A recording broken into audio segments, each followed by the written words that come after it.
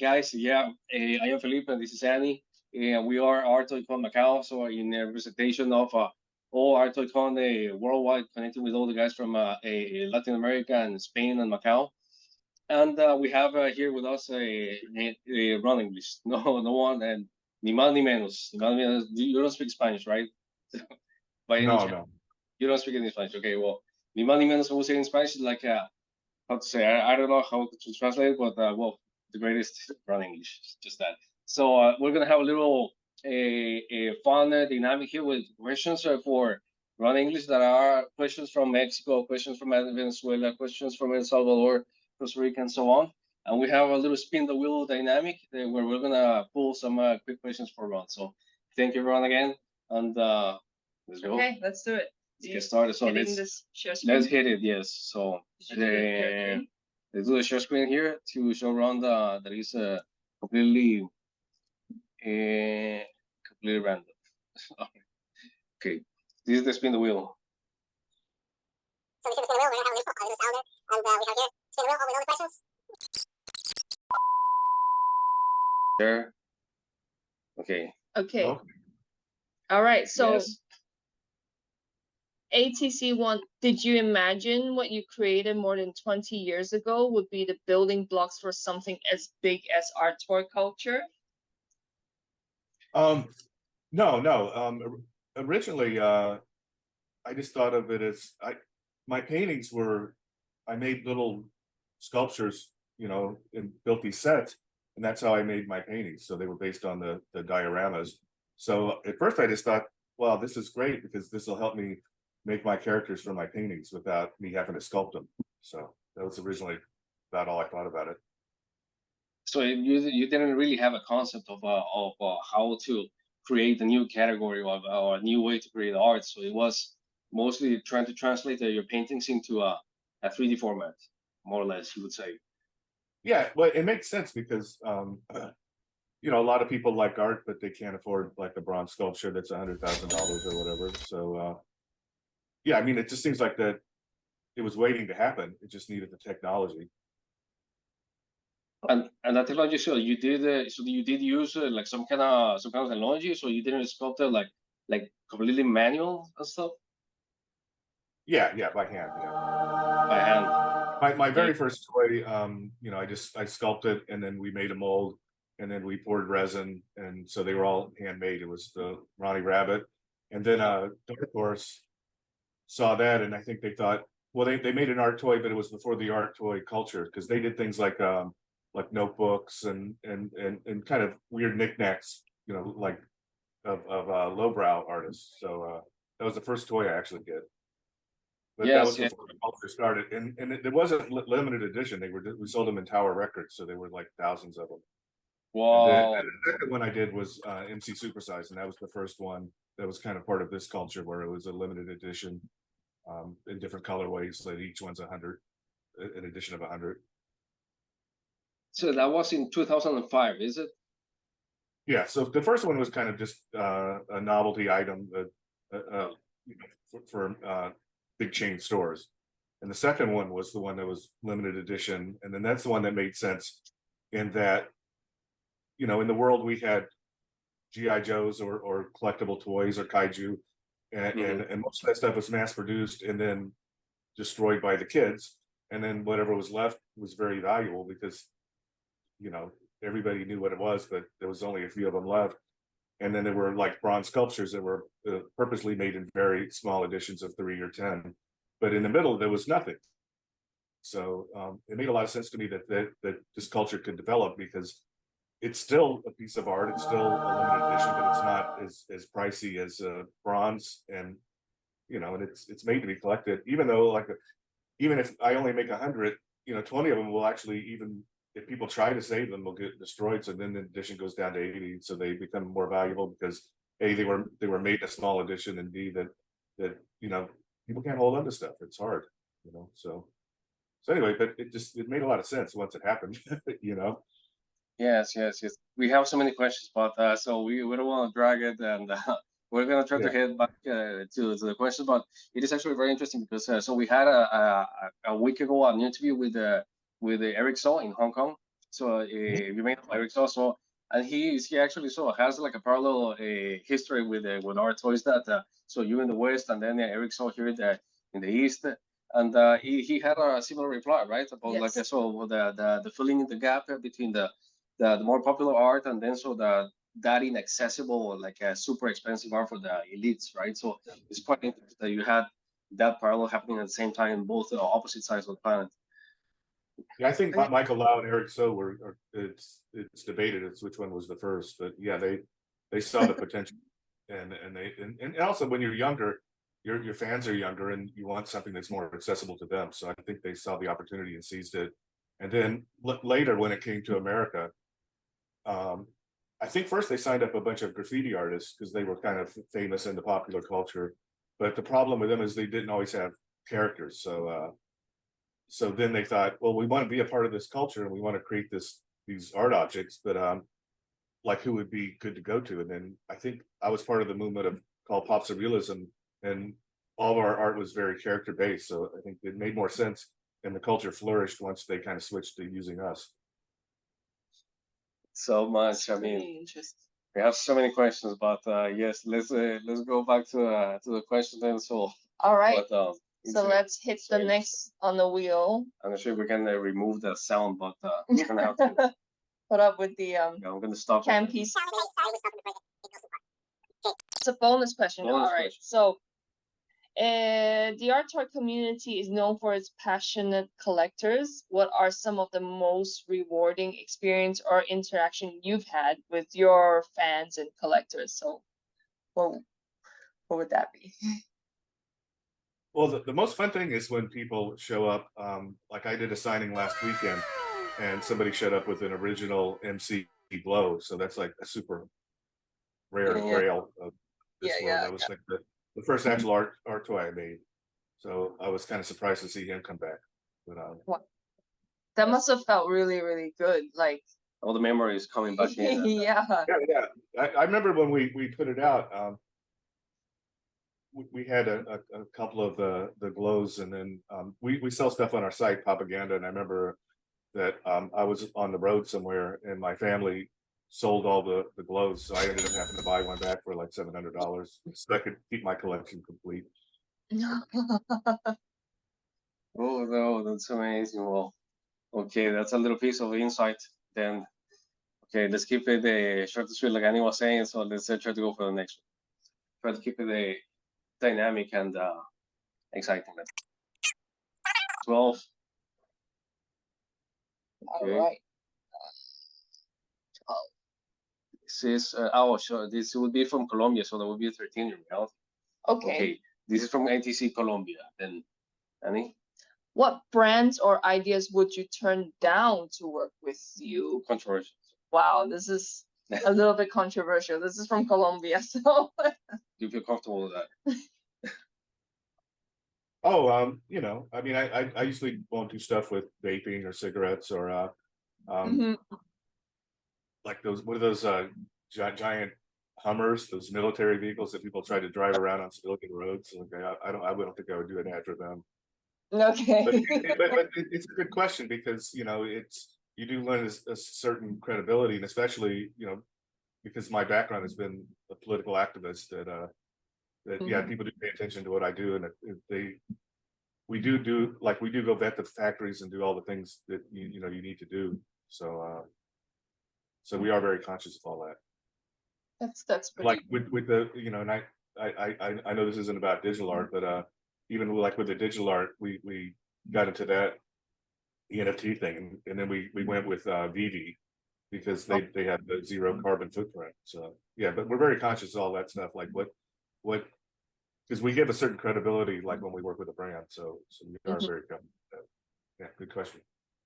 Of course. But then, so do you feel like there's like any difference? I mean, I would suppose that there's a difference from the moment that you started, that you were, I don't know, like hustling in the beginning. I don't know, you were hustling already still at the moment that you did your first figure, or you were, well, no, you were already established by the time that you did already your first figure. But I mean, it's pretty common that so like artists that when they are like starting off, so they're hustling it and then they're just trying to catch whatever they can.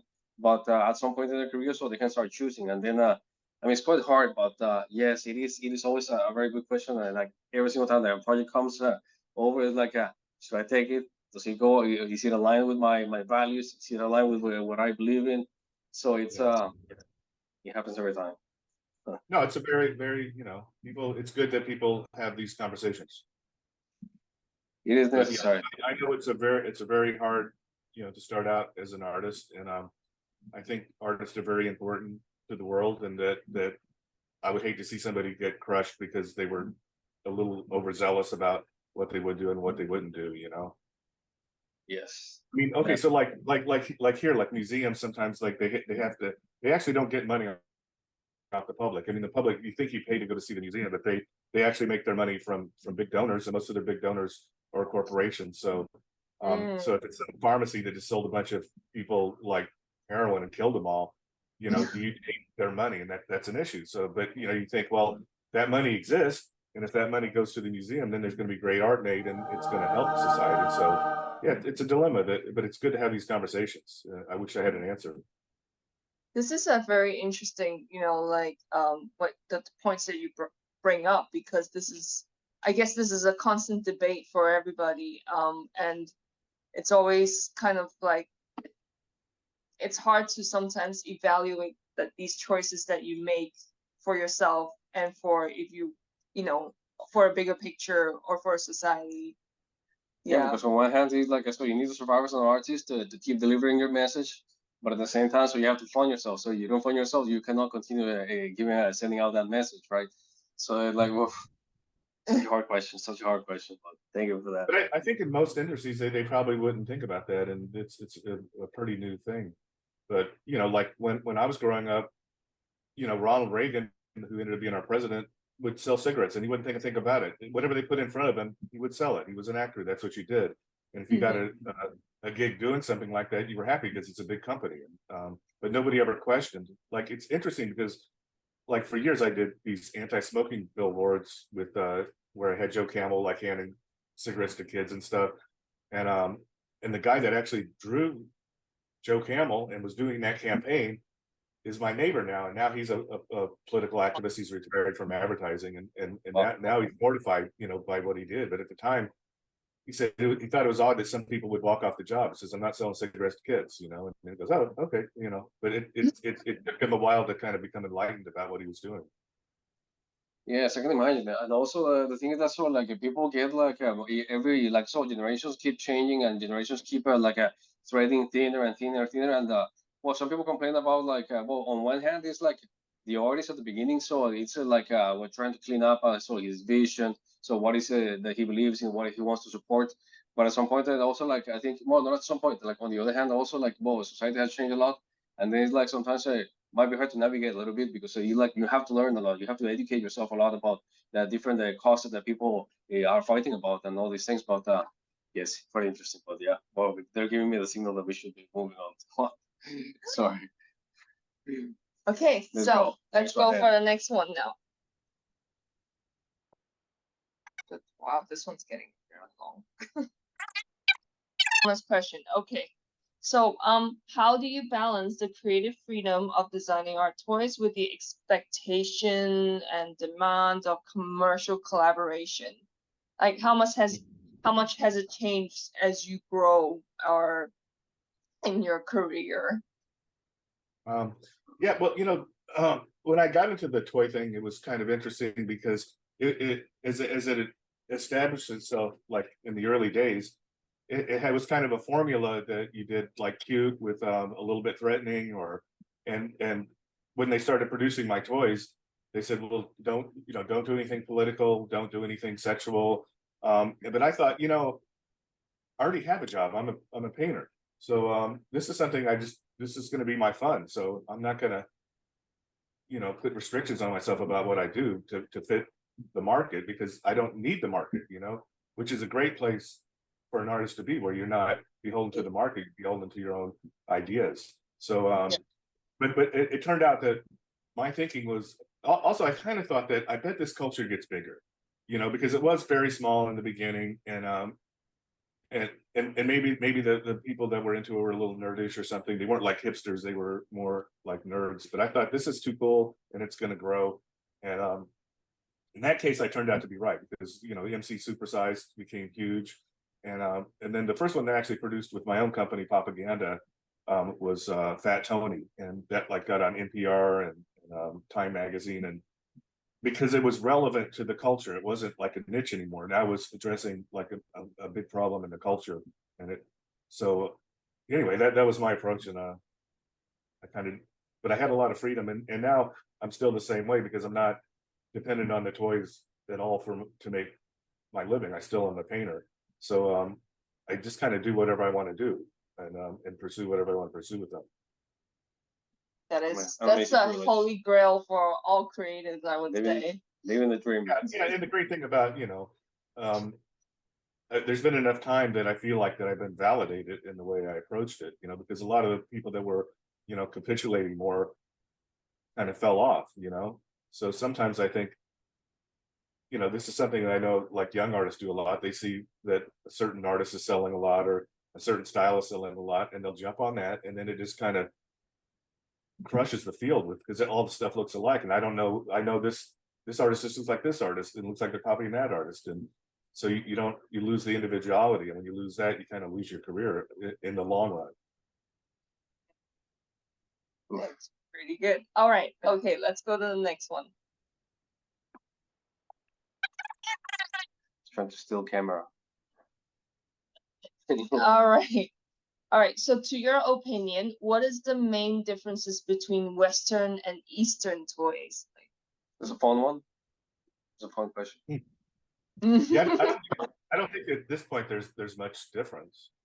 Mhm. We're all doing the same stuff now. I mean, the world is more as one now than it used to be. But yeah, originally there was a lot of difference, and when I was a kid, there was a huge difference. The big thing coming out of Asia was the kaiju from Japan, and we were doing more. Like a lot of the toys that were famous here were, for the girls was Barbie, and for the boys was like an action figure or a warrior, but not from the Vietnam War, but from World War II. So which was kind of weird that they didn't make the toys relevant to the war that was actually going on, and I think they did that like on purpose, because the other war was already settled. So Build a fantasy. yeah, it's interesting. Yeah, I've done a lot of art about the parallels between what was happening in popular culture and what was happening in politics and stuff. Yeah, it's very interesting. But yeah, now I think we're all kind of together now. So It is. There's a lot of niche. There's a lot of niche within like each the region. Yeah, everybody works with all the different categories. But so we see like, well, there's a tendency, of course, here like in Asia, and there's a tendency, for example, in Mexico, the guys in Mexico tend to have like more American style, I would say. But yeah, I mean, because they interact with a lot of American artists, and then on this side, so the interaction with Japan and with China and all this, there's a tendency, yes, but it is very mixed. It is very true. It's hard to determine it. True. That was a fun one. That was fun. All right. Okay. So moving on, we'll have Spinning wheel, making a show. yeah. ATC 5. Is this from El Salvador, ATC El Salvador. Yeah, okay. There you go. Has the smiley face meaning changed since you first created it? The evolution of the smiley face. Actually, the first time I did it, I painted Charlie Brown, and I had him like grinning so you could see his skull. And so the first one, it was just a skull inside of him, and then I thought, well, that doesn't make any sense because he's got a human skull, but he's a cartoon. So then I developed a skull that would look like that was really Charlie Brown's skull, and then I redid it, the grin with Charlie Brown, and then later I adapted it, to the smiley face, and that's the thing that became the big iconic thing that's out there now. Yes. So every image I have, usually there's a lot of iterations before I get to the one that kind of flies. You know what I mean? Yeah. But also principle like that, something that came more from the design side, or was there like a concept that like it was stronger? It was stronger on the design side than on the concept side. You would say, you know what I mean? Yeah, you start with a concept, and then you develop it until it works as a design. Well, like I see. my famous painting, you know, the image with Marilyn with the Mickey breast. I mean, I think I did that in the early '80s, but it was just my roommate, and then the breasts were like another one of my roommates, and I did that like for a party we were having, and then I thought I made it the breast Mickey's, and then but it was still like a model, but not Marilyn, and then it didn't finally pop until I used Marilyn. But it took a few years to bring the whole image together. So sometimes that happens like that.